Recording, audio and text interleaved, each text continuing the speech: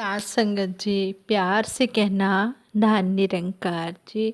सतगुरु माता जी का शुक्राना करते हैं जिनकी कृपा से हमें आप संतों महापुरुषों के वचन श्रवण करने का मौका मिल रहा है और वचन साझा करने का भी मौका मिल रहा है।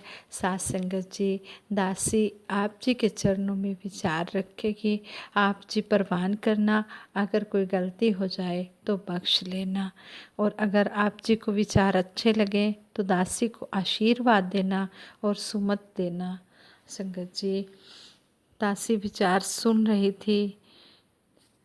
एक बार एक बहन सत्संग घर में आई और वो कहने लगी कि मेरे बेटे ने बीटेक की है, लेकिन अब उसकी आंखों की रोशनी चली गई है, आप जी आशीर्वाद दो। जो स्टेज पर बैठे महात्मा थे उन्होंने उस बच्चे को आशीर्वाद दिया और उस बहन से बोला कि आप जी अपने बच्चे को झाड़ू दे दो और वो सत्संग घर में झाड़ू लगाए। तो वो बहन कहती है कि मेरे बेटे के आँखों की रोशनी नहीं है, वो झाड़ू कैसे लगाएगा। तो महापुरुष कहने लगे कि आप झाड़ू इसको पकड़ा दो, ये झाड़ू अपने आप लगाएगा। तो उस बहन ने अपने बेटे के हाथ में झाड़ू दे दिया और वो सत्संग घर में झाड़ू लगाने लगा। जहाँ बैठा था वहीं झाड़ू लगाता रहा, क्योंकि उसे दिखाई नहीं दे रहा था। और संतों महापुरुषों ने जो वचन दे दिया था उस वचन को मानना भी सत वचन होता है। वैसे तो कहते हैं कि संत महात्मा जो भी वचन देते हैं उनको काटना नहीं चाहिए, जो वो बोल दें उनको सत वचन ही कहना ठीक रहेगा। पर चलो कोई बात नहीं, हर किसी के अपने अपने मन के भाव होते हैं। तो 15-20 दिन वो जो लड़का था वो वहाँ पर ऐसे ही सेवा करता रहा लगातार। तो उस लड़के को सत्संग घर में तो दिखाई देने लग गया कि ये सत्संग घर है, इस जगह ये है, इस जगह ये है, लेकिन जैसे ही वो सत्संग घर से बाहर जाता उसे दिखाई देना बंद हो जाता। फिर उन्होंने संतों महापुरुषों से कहा कि ऐसा हो रहा है। उन्होंने कहा कि ये लगातार ये सत्संग घर में आकर ये झाड़ू की सेवा करता रहे, ये ठीक हो जाएगा। उन्होंने उस वचन को अपने प्रैक्टिकल लाइफ में लाए हो, उन्होंने इस वचन को सत वचन करके माना, तो बच्चे की थोड़े दिन के बाद आँखों की रोशनी आ गई। सात संगत जी, ये विश्वासी संतों के दासी ने वचन सुने हैं, कोई ये नहीं कि कोई मनगढ़ंत कहानी है, ये सच्ची घटना है। ये महात्मा जी ने हमें जो सुनाई है सच्ची घटना है। इसी तरह एक और विचार सुनने को दासी को मिले, उसमें भी उन्होंने बताया कि मेरे पास एक बहन का फ़ोन आया। वो बहन कहती है कि मेरी शॉप का काम ठीक नहीं है, ठीक नहीं चल रही मेरी शॉप, आप जी आशीर्वाद दो मेरी शॉप अच्छी चल जाए। तो आगे से महात्मा ने फ़ोन पर ही उस बहन को आशीर्वाद दिया और कहा कि आप जी के घर में सास ससुर हैं, उनसे पूछा। तो कहती कि मेरे सास ससुर थोड़ी दूरी पर रहते हैं, मेरे साथ तो नहीं रहते, मेरे साथ तो मेरे पति और बच्चे ही रहते हैं।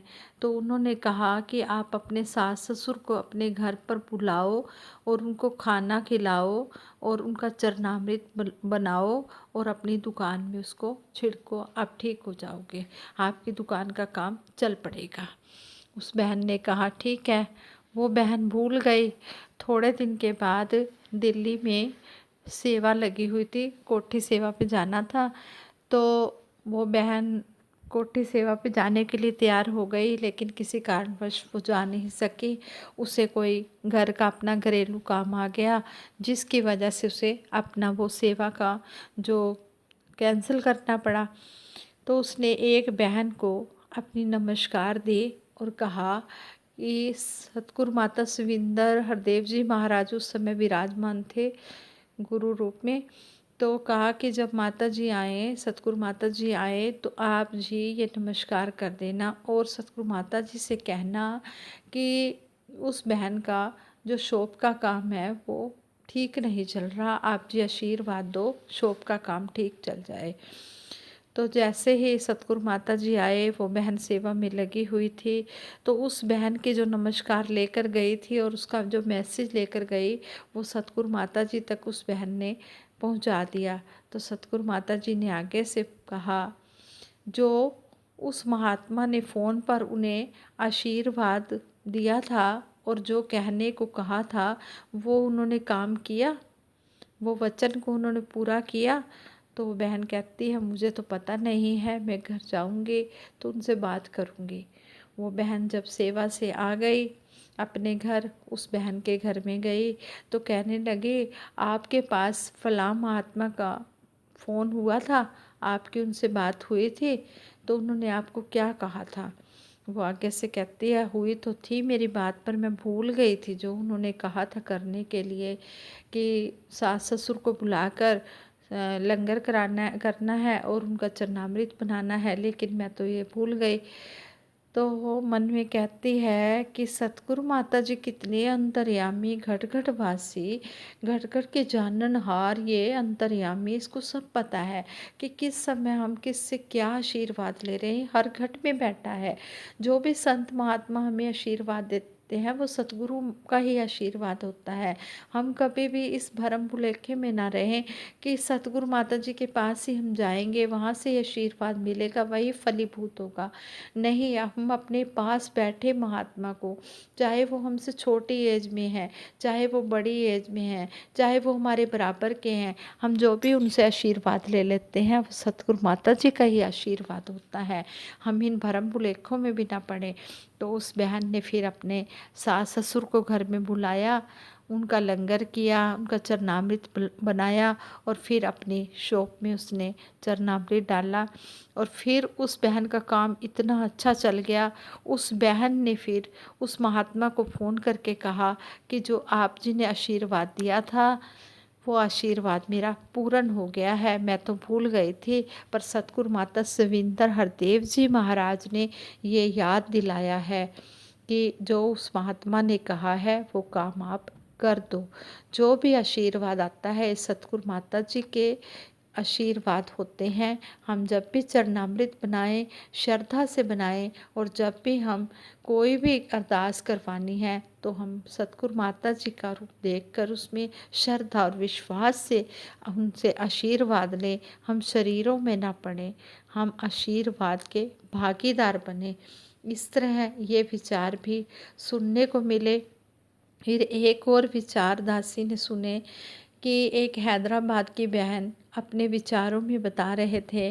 कहते हैं कि सत्संग घर में एक बहन आई और अपने बेटे को लेकर आई और स्टेज पर बैठे सतगुरु स्वरूप महात्मा से उन्होंने आशीर्वाद मांगा। कहने लगे, महात्मा जी, मेरे बेटे की आंखों का ऑपरेशन बताया है डॉक्टर ने, लेकिन मेरे पास इतने रुपए नहीं हैं, इतनी मनी नहीं है कि मैं उस बच्चे का ऑपरेशन करा सकूं। मुझे आप आज आशीर्वाद दो, मैं तो आपसे आशीर्वाद लेने आई हूँ।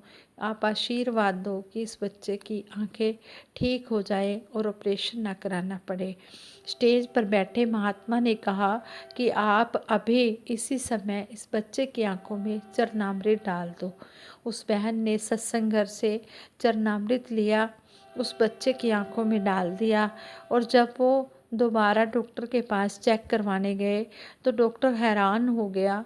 डॉक्टर कहता है कि ये कैसा ये चमत्कार हो गया है, इसका तो ऑपरेशन होना था, लेकिन इसकी आंख में तो अब कोई भी कमी नहीं है, अब ये ठीक है। फिर वो बहन सत्संग घर में गई, उसने फिर नमस्कार की और स्टेज पर बैठे सतगुरु स्वरूप महात्मा से कहा कि सच्चे पातशाह, आप जी की कृपा है, आप जी का आशीर्वाद है। साथ संगत जी, जो सच्चे दिल से सतगुरु से आशीर्वाद मांगता है और उसको सत्वचन करके अपने जीवन में पूर्ण करता है तो उसके काम हमेशा पूर्ण ही होते हैं।